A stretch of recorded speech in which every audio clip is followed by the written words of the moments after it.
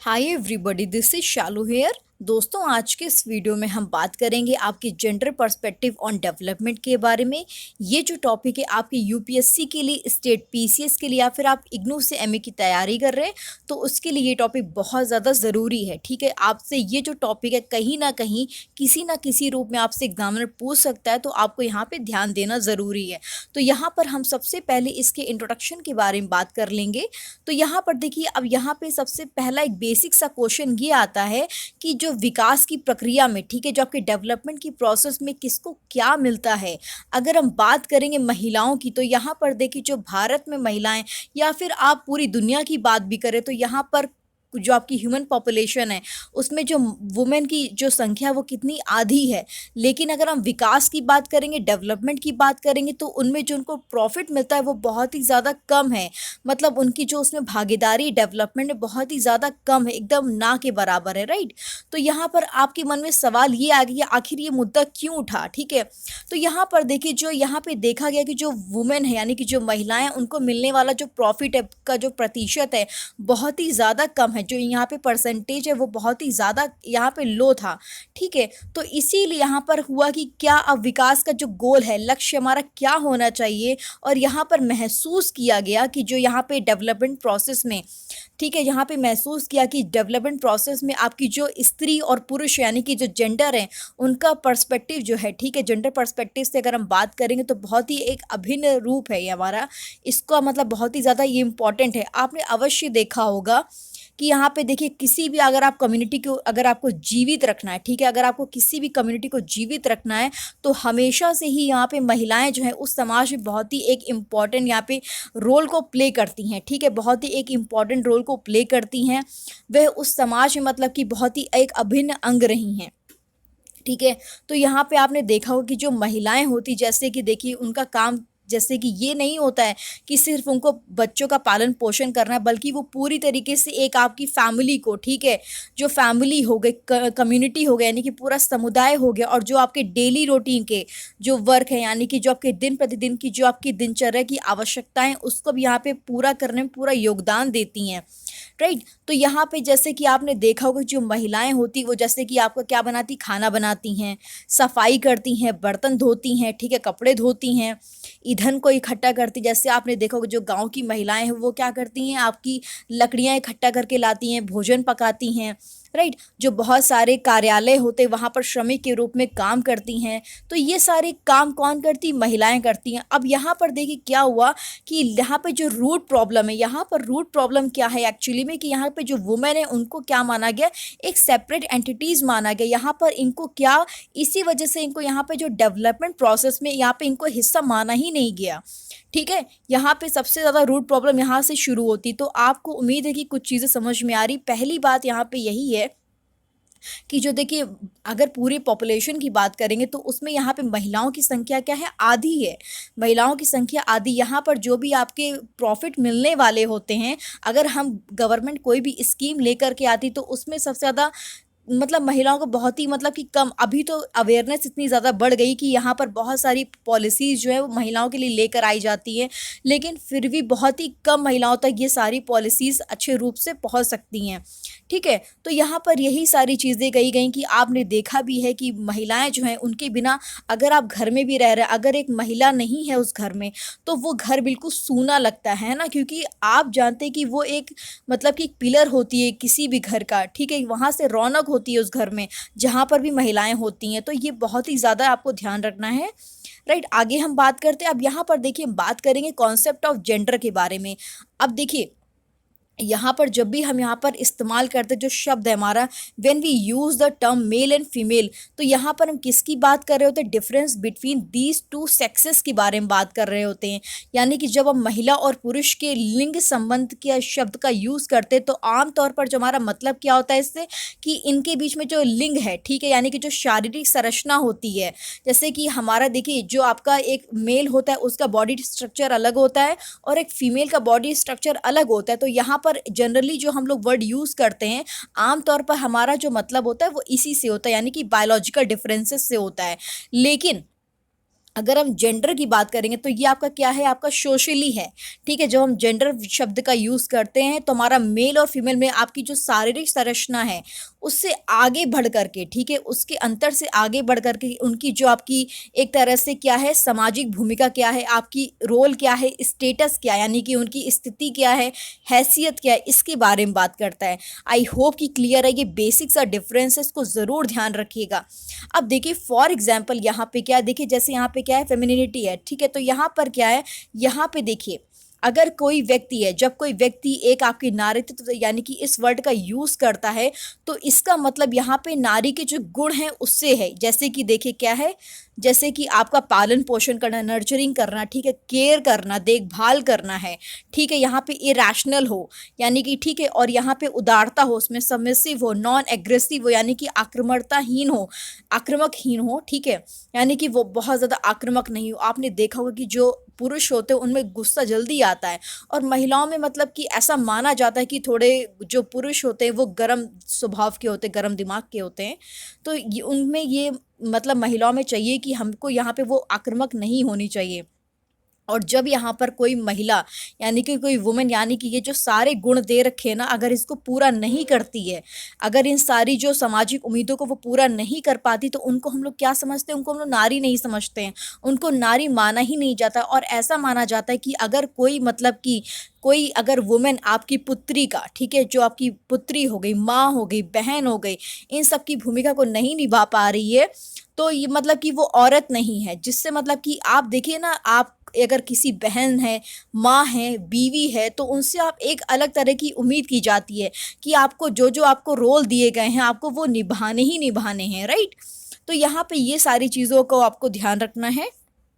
मतलब कि अब यहीं पे वही यहाँ पे यही लिखा हुआ कि when a woman does not meet this social expectation, जो यहाँ पे इनसे सोशल एक्सपेक्टेशन रखी जाती हैं, अगर वो ये सारे एट्रीब्यूट्स को फुलफिल नहीं करती तो उनको यहाँ पे नॉट फीमेल इनफ, यहाँ पे इनको महिला नहीं माना जाता है। आई होप कि यहाँ पे आपको सारी चीज़ें क्लियर हो गई हैं। ठीक है, यहाँ पर देखिए जैसा कि आप जानते हैं कि जो आपकी मतलब कि जो रोल है हमारा, सामाजिक भूमिका, उनसे ये बंधी हुई हैं, सारी चीज़ों से बंधी हुई हैं। अब देखिए यहाँ पर क्या होता है कि जो आपको हमेशा आप जानते हैं कि जो पैट्रियार्कल सेटअप हमारा कैसा है कि इस तरह से हमारी संरचना करी गई है कि यहाँ पर देखिए जो वुमेन है, ठीक है, उनको हमेशा नीचे रखा गया है। क्या कर रखा गया, परिवार में और समाज में हमेशा नीचे रखा गया है। आप जानते हैं कि जो पावर और स्टेटस है, देखिए किसी भी व्यक्ति के पास अगर पावर होगी या फिर वो स्ट्रक्चर ऐसा बनाया गया है, जैसे कि हाई पोस्ट का ऑफिसर हो गया, कोई भी लीडर हो गया, तो वो मतलब कि ज़्यादा पावरफुल है, ठीक है। तो यहाँ पर क्या है कि हमारा जो सोसाइटी का स्ट्रक्चर इस तरह से बना हुआ है कि जो भी पावर और स्टेटस है वो किसको फेवर करता है, आपके मेल को फेवर करता है, ना कि वुमेन को फेवर करता है। क्योंकि यहाँ पे देखिए आप जानते हैं कि यहाँ पे महिला जो है उनको यहाँ पे बहुत ही परिवार में नीचे स्तर पर रखा गया, और इस तरह से जो शक्ति और हैसियत है, यानी कि जो रोल और स्टेटस है वो किसकी तरफ है, आपके हमेशा पुरुषों की पक्ष में रहता है, और यहाँ पे जो पुरुष है उनकी प्रधानता होती। तो यहाँ पर यही सारी चीज़ें कि सबसे पहले आपको यहाँ पे ये ध्यान रखना है कि जो आपका देखिए जो आपका एक तरह से मेल और फीमेल का डिफरेंसेस है वो क्या है, दो सेक्सेस के बीच में। यहाँ पे बॉडी का जो स्ट्रक्चर है उसकी बात हो रही, लेकिन अगर हम जेंडर की बात करेंगे तो यहाँ पे सोशली स्ट्रक्चर हो जाएगा, यानी कि आपके सामाजिक संरचना की बात हो जाएगी, जिसमें कि उनका रोल क्या क्या है, उनका स्टेटस क्या क्या है, उसकी बात होगी। अगर कोई भी महिला जो होगी, अगर ये सारी जो आपकी सोशल एक्सपेक्टेशंस है उसको फुलफिल नहीं कर रही होगी, तो यहाँ पर उसको क्या माना जाएगा, महिला नहीं माना जाएगा, नॉट फीमेल इनफ। और उसके बाद यहाँ पे क्या कहा है कि देखिए जो हमारा पैट्रियार्कल सेटअप है वहाँ पे हमेशा से ही जो आपकी वुमेन है उनको हमेशा से ही नीचे रखा गया, और हमारा जो पावर और स्टेटस इस तरह से बनाया गया कि हमेशा ये फेवर किसको करता है, मेल को करता है, ना कि महिलाओं को करता है, राइट। आई होप कि क्लियर है। नेक्स्ट हम बात करेंगे, अभी यहाँ पे देखिए क्या कह रहे हैं कि जो कॉन्सेप्ट ऑफ जेंडर में आपके जेंडर रिलेशंस के बारे में बात करेंगे। तो यहाँ पे देखिए जैसा कि आप जानते हैं कि जो जेंडर होता है, ठीक है, मतलब कि मेल हो गया, फीमेल हो गया, तो उसमें सामाजिक जो आपके अर्थ में इनका मतलब क्या योगदान है।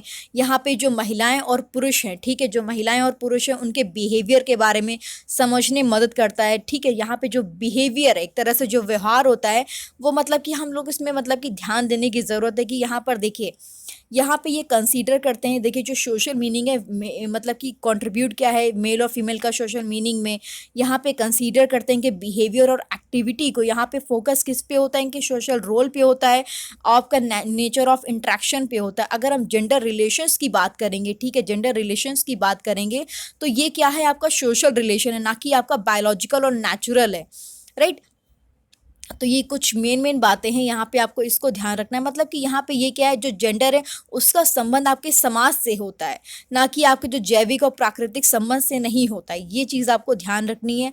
अब देखिए यहाँ पर हम लोग आगे और भी चीज़ों को डिस्कस करें कि किस तरह से जो एक वुमेन होती है, ठीक है, उसका आपका सोशल हो गया, इकोनॉमिक हो गया, पॉलिटिकल हो गया, कल्चरल फोर्सेस में किस तरह से उसका मतलब कि महत्व है, ये वो डिसाइड करता है ना, ठीक है। तो यहाँ पे ये चीज़ों को आपको ध्यान रखना। अब उसके बाद देखिए सबसे ज़्यादा इंपॉर्टेंट यहाँ पे एक चीज़ है जो आप अपने एग्जाम में आप अपने आंसर उसमें कोड भी कर सकते हो, जो सीमन है। यहाँ पे एक आपकी फ्रेंच राइटर थी और फेमिनिस्ट थी, ठीक है। इन्होंने 1949 में आपकी एक सेकेंड सेक्स लिखी थी। इसमें इन्होंने कहा था one is not born but rather becomes a women.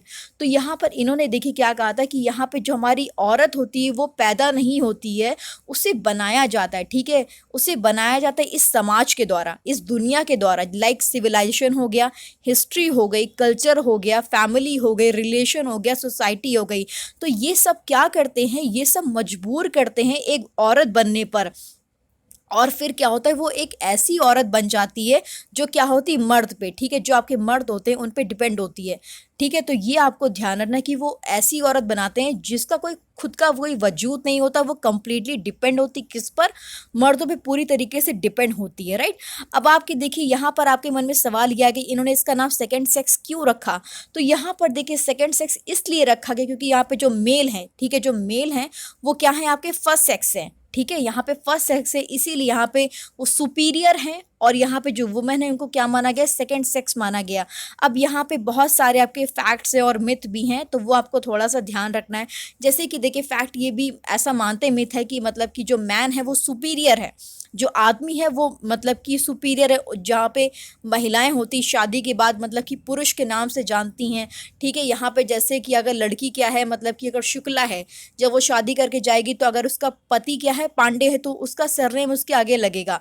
तो यहाँ पे वो अपने जो पति है या फिर पिता के नाम से जानने जाता है उसको, ठीक है। यहाँ पे उसकी खुद की कोई पर्सनालिटी नहीं होती है, ठीक है। इस बात का फ़ायदा उठाते हैं कौन, मेल लोग, और महिलाओं पे जुल्म करते हैं। तो यहाँ पे ये अपनी सारी इन्होंने बुक्स में लिखा था, ठीक है। तो ये चीज़ आपको ध्यान रखनी है। अब यहाँ पर देखिए, यहाँ पे आप अगर फिजियोलॉजी में देखेंगे तो यहाँ पर देखिए जो उनकी बॉडी होती है, मैंने आपको क्या बताया कि इनका जो बॉडी स्ट्रक्चर होता है वो डिफरेंट होता है। लेकिन हम यहाँ पे ये नहीं बोल सकते ना कि मतलब आदमी में ज़्यादा दिमाग है और महिलाओं में कम दिमाग है। आपने बहुत सारे देखे होंगे चीज़ें कि अब महिलाएं भी हर फील्ड में आगे बढ़ कर के आ रही है, चाहे वो साइंस हो गई, चाहे वो कंप्यूटर साइंस हो गई, हर चीज़ में वो आगे बढ़ कर के आ रही हैं। लेकिन फिर भी एक मानसिकता बनी हुई है कि जो आपका आदमी है वो काफ़ी ज़्यादा तेज़ है और महिला उसके कंपैरिजन में नहीं है। तो हम यहाँ पे ये नहीं कह सकते कि जो सोसाइटी में ऐसी कंडीशन करी गई है कि हमको कैसा ट्रीट करना चाहिए। हम यहाँ पे बायोलॉजी और फिजियोलॉजी के बेसिस पे डिसाइड नहीं होना चाहिए कि कौन सुपीरियर कौन इंफीरियर है। यहाँ पे मैन सिर्फ ये मानते हैं कि जो आपकी वुमेन है, जो एक महिला होती है, वो एक स्पीशीज़ की तरह है। वो सिर्फ बच्चे पैदा करने के लिए बच्चे पैदा करने के लिए, रिप्रोडक्शन करने के लिए। लेकिन आपने देखा है कि उनमें पोटेंशियल बिल्कुल सेम होता है। हम इनको बायोलॉजी या सेक्स के बेसिस पे डिफरेंशिएट नहीं कर सकते, ठीक है। आप जानते हैं कि यहाँ पे किसी भी सिविलाइजेशन में जो वुमेन है, ठीक है, जो आपको वुमेन है उनको कभी भी मतलब कि मेल के बराबर अधिकार नहीं दिया गया है।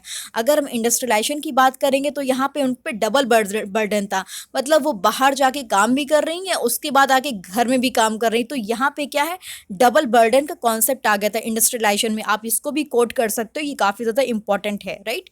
तो आई होप कि यहाँ पे आपको जो कॉन्सेप्ट है जेंडर का वो समझ में आ गया होगा। फिर भी कोई डाउट या क्वेरी है प्लीज़ मुझे कमेंट सेक्शन में ज़रूर बताइएगा, और अपना इस लेक्चर को लेकर के फीडबैक ज़रूर दीजिएगा कि आपको ये वीडियो कैसा लगा। मैं आगे भी इस तरह के वीडियोस लाने की कोशिश करूँगी। Thank you so much, keep learning.